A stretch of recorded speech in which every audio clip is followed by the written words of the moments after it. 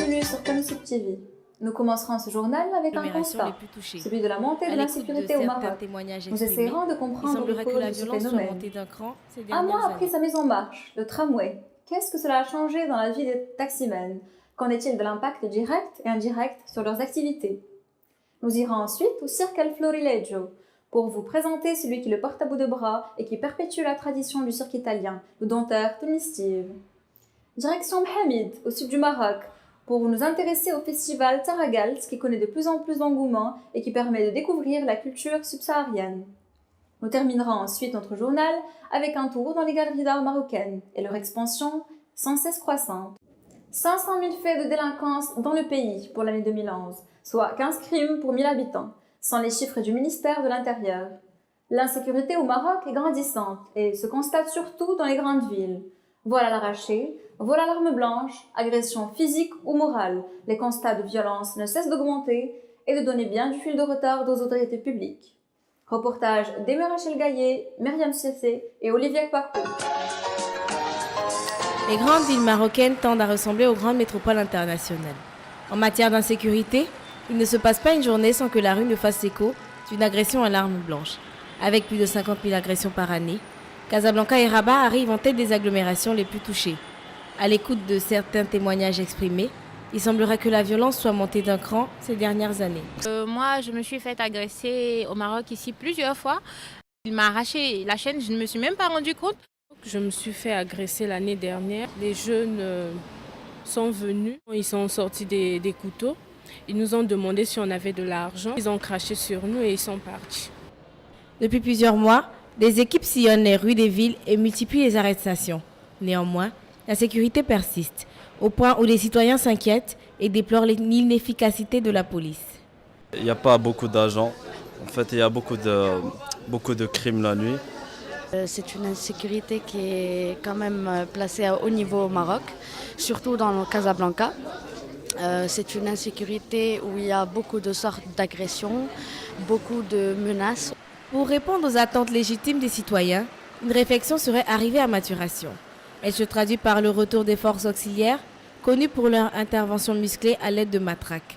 Espérant qu'elles bénéficieront de cycles de formation, afin d'éviter des dérapages qui contribueraient au climat d'insécurité dans les villes. Cela fait un mois que le tramway est devenu opérationnel sur la ville de Casablanca, permettant le déplacement des citoyens et un meilleur accès au centre-ville. Quel changement a-t-il apporté dans la circulation de la ville? Quel est le ressenti des taximens par rapport à cette situation? Reportage Nadia Zial, Myriam Daoudji, Asma Bourchachen et Boutaina Zawadi. Une révolution pour le transport urbain au Maroc avec l'arrivée du tramway à Casablanca. Ce nouveau transport reliera les quartiers est au quartier ouest. Les habitudes de déplacement des Casablancais prendront une nouvelle cadence. Ce nouveau mode de transport est-il en concurrence pour les taximans? Nous leur avons posé la question. C'est une bonne affaire, mais il faut une route plus spacieuse pour suffire tout le monde.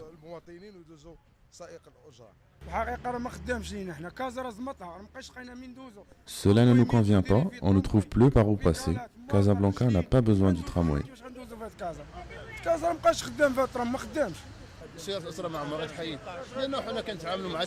Les grands taxis vont toujours rester prioritaires dans la ville, ramener les touristes de l'aéroport, les déplacer partout dans la ville.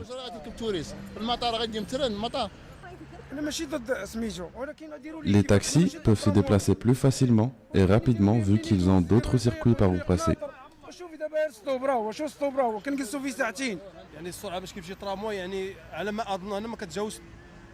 La vitesse du tramway ne dépasse pas 30 km et les grands taxis n'ont plus de circuits par où passer.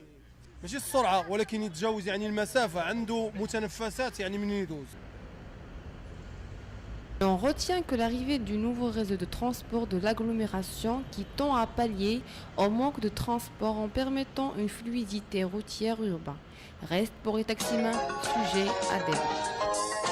Le cirque El Florileggio a connu un grand engouement de la part des Marocains qui ont été par milliers à le visiter et assister au spectacle.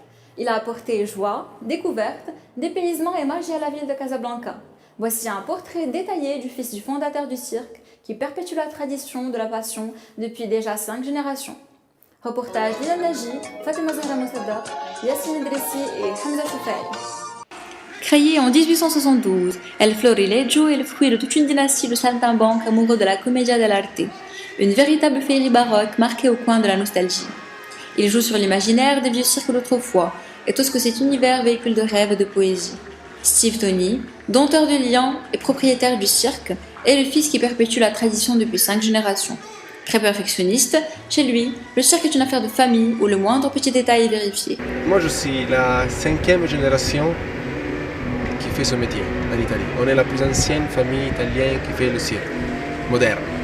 Nous, on est les premiers. Togni, c'est le premier cirque important, national, italien. Et moi, je fais partie de cette famille. Tous mes descendants, ils ont fait quelque chose de vraiment important pour le cirque mondial. Donc, je me suis senti aussi le devoir de continuer un peu la dynastie, non? Quand même. Pour moi, mon métier, c'est pas un métier. Sincèrement, c'est une vie. C'est une philosophie de vie. J'ai entrepris cette vie pas pour devoir, non? Ça veut dire, j'ai eu la chance de pouvoir choisir autre chose. Je l'ai fait pour passion, parce que je trouvais que c'était quelque chose de très intéressant, parce que je pense que c'est un métier que ça te donne la possibilité de tourner le monde, de découvrir autre culture, autre personne. Donc je pense que j'ai fait un bon choix.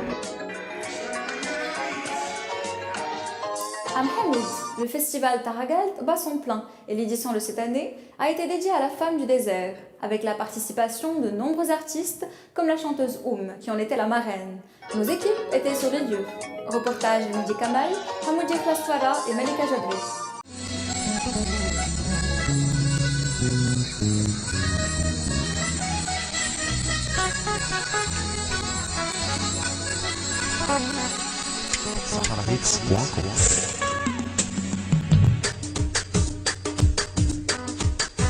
Pendant 3 jours, la région de Mohamed El Ghizlan a accueilli le festival Taragalt, qui est un plaidoyer pour le mode de vie ancestral des nomades sahariens en voie de disparition dans le sud marocain.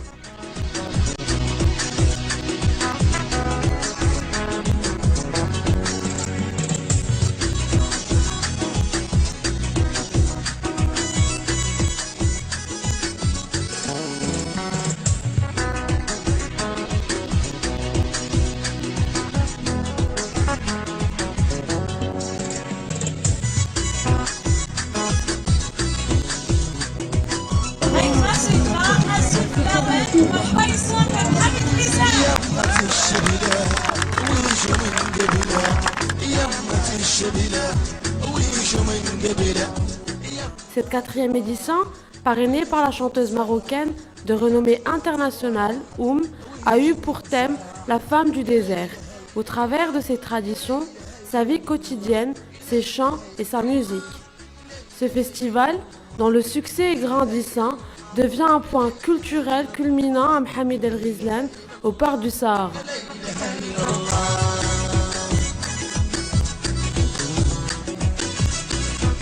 On est un groupe du désert qui fait un petit peu la musique du désert et on est venu pour participer dans cet événement-là, de ce festival-là. Et cette édition-là, c'est pour la femme. Et aussi pour ce festival aussi joue un rôle très important parce qu'il fait connaître la vie au désert, la culture du désert et toutes les choses qui ça considère au vie du désert.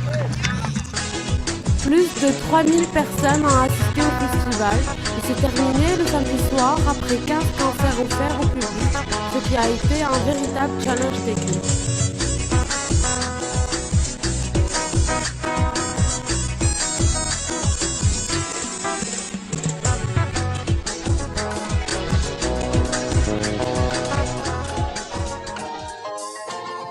Nous terminons ce journal avec la situation actuelle du marché de l'art au Maroc. Quels sont les changements après la nouvelle décision du roi Mohamed VI concernant les subventions du secteur culturel et notamment le marché de l'art?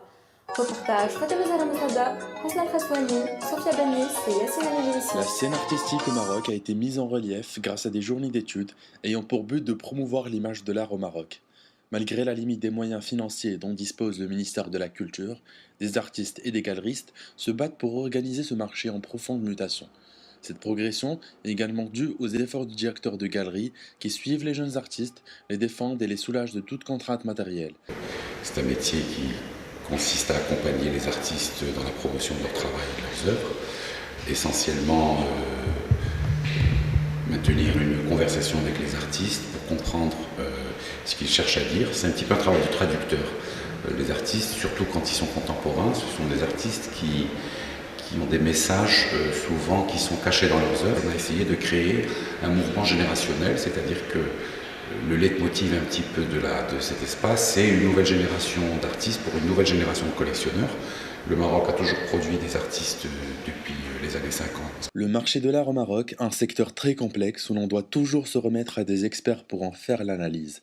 Un secteur qui connaît beaucoup de dynamisme, notamment grâce aux subventions de Sa Majesté le roi Mohamed VI, mais qui demeure tourmenté par de nombreux maux, et ce à cause d'une marchandisation artistique qui tend plus vers la valeur matérielle que la valeur artistique. C'est un ralentissement, et très justement, le ministre de Rollon a dit que le mot crise était le mot pour définir une période dans laquelle vous passez d'un modèle économique à un autre. Ça n'est que ça. Je pense qu'on est un petit peu dans cette configuration-là. C'est un phénomène qui est mondial. Il y a une fondation des musées qui a été créée par Sa Majesté.